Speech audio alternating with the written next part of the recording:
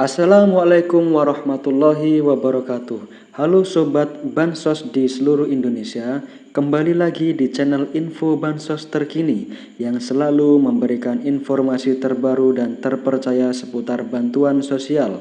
Semoga teman-teman semua dalam keadaan sehat dan lancar rezekinya. Amin ya robbal alamin. Di kesempatan kali ini, kita akan membahas informasi yang sangat penting dan paling ditunggu-tunggu oleh para KPM, yaitu terkait cek saldo Kartu Keluarga Sejahtera atau KKS. Update terbaru cek saldo KKS hari ini, simak baik-baik ya. Ya, langsung saja untuk cek saldo hari ini di tahap 2 di bulan Juni. Kabar gembira, ada saldo masuk sebesar Rp600.000 dan ada lagi juga masuk dana PKH-nya Rp1.800.000. Jadi cek saldo pada hari ini terpantau ada dana masuk ya. Untuk para KPM yang belum mencairkan di tahap 2 untuk segera mencairkannya. Selanjutnya saya ucapkan selamat kepada para KPM yang sudah menerima dan mendapatkan bansos PKH dan BPNT.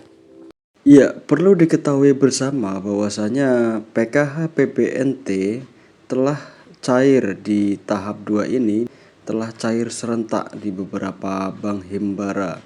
Maka dari itu untuk para KPM agar kiranya untuk mengecek saldo Anda di kartu KKS agar supaya saldo ini tidak hangus dan dikembalikan ke kas negara.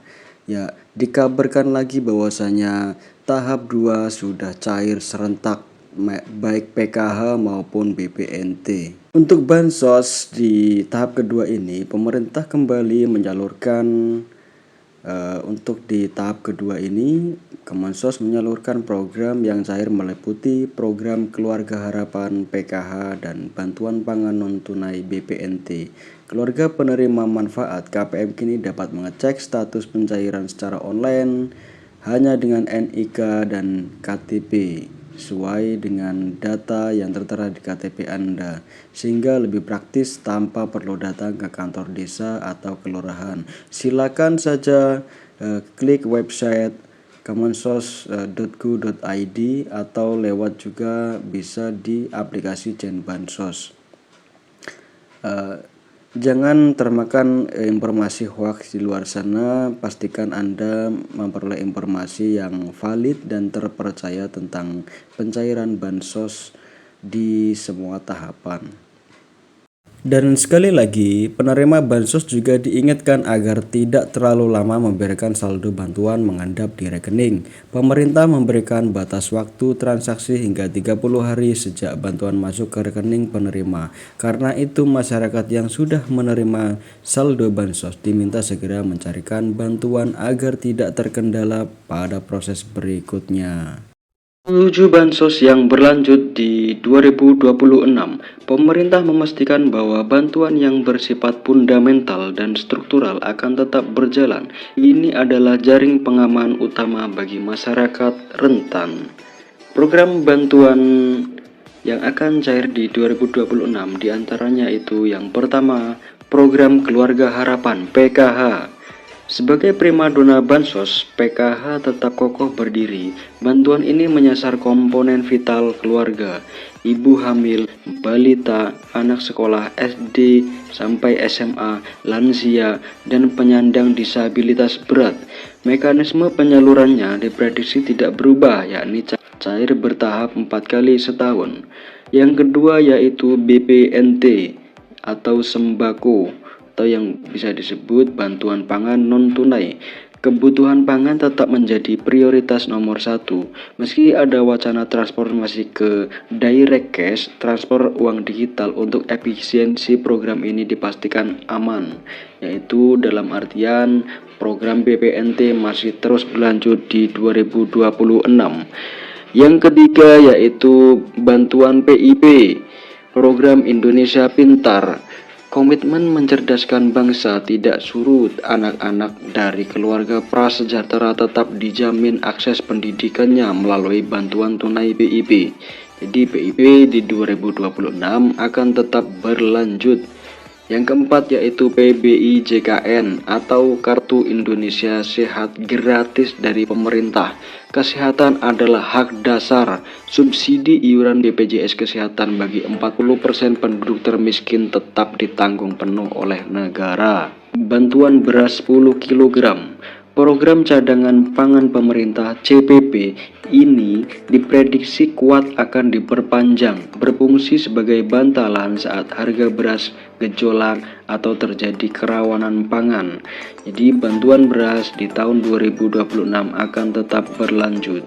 Yang keenam yaitu atensi lansia dan disabilitas berat. Kementerian Sosial terus menyalurkan bantuan rehabilitasi sosial baik berupa alat bantu, kursi roda, alat dengar maupun makanan bagi lansia tunggal dan disabilitas. Untuk yang ketujuh, bantuan pena pahlawan ekonomi Nusantara. Ini adalah bintang baru bagi KPM usia produktif di bawah 40 sampai 45 tahun yang sudah lama menerima bansos. Pemerintah menawarkan modal usaha hingga 5 juta rupiah. Syaratnya harus siap graduasi atau mundur dari kepesertaan bansos reguler. Setelah usahanya mandiri ya. Jadi nanti akan ada pengembangan apa skill-skill yang bisa dipelajari dan dipraktekkan. Dalam artian harus melalui proses graduasi secara mandiri atau graduasi secara sukarela.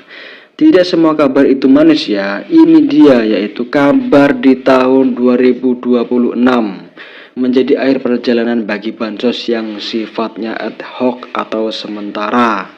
Nah, selanjutnya bansos yang kemungkinan di tahun 2026 tidak akan cair lagi yaitu BLT Kesejahteraan Rakyat atau BLT Kesra, BLT mitigasi bantuan tunai tambahan yang sering cair di momen tertentu seperti saat inflasi tinggi atau El Nino dikabarkan berhenti total per 31 Desember 2025. Sifatnya yang fleksibel dan temporer membuat program ini tidak masuk dalam anggaran rutin jangka panjang 2026.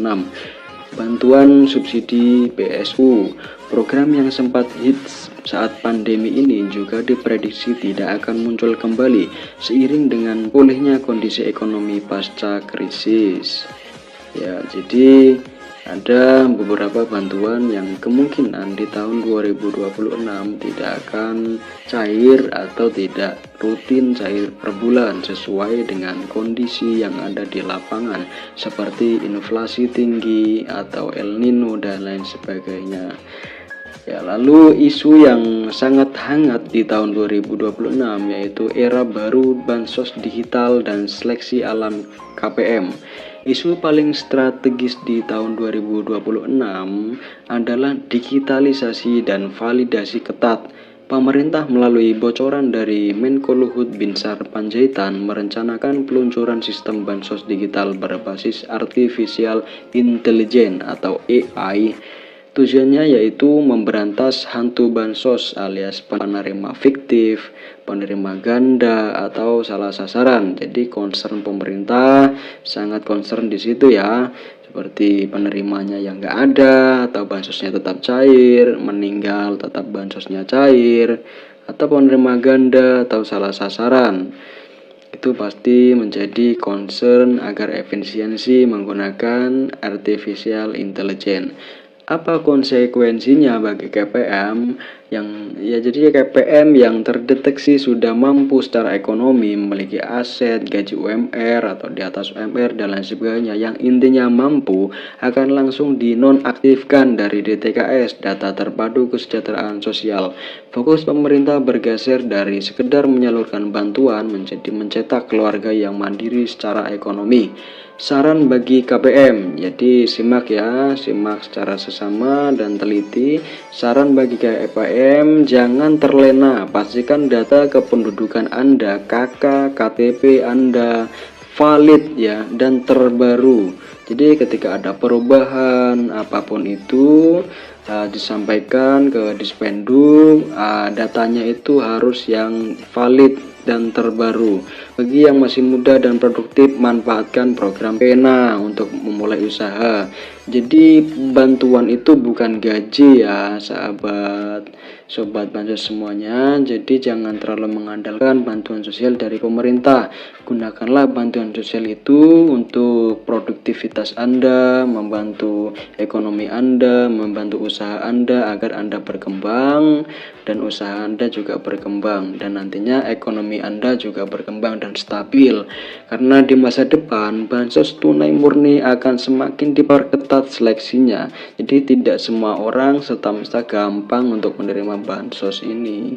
Ya, mungkin itu saja pembahasan dari saya. Jika pembahasan saya kurang jelas atau sobat semua ada pertanyaan yang seputar bansos, saya selalu terbuka. Ya mungkin itu saja dari saya. Kurang lebihnya mohon maaf apabila ada kata-kata yang kurang berkenan.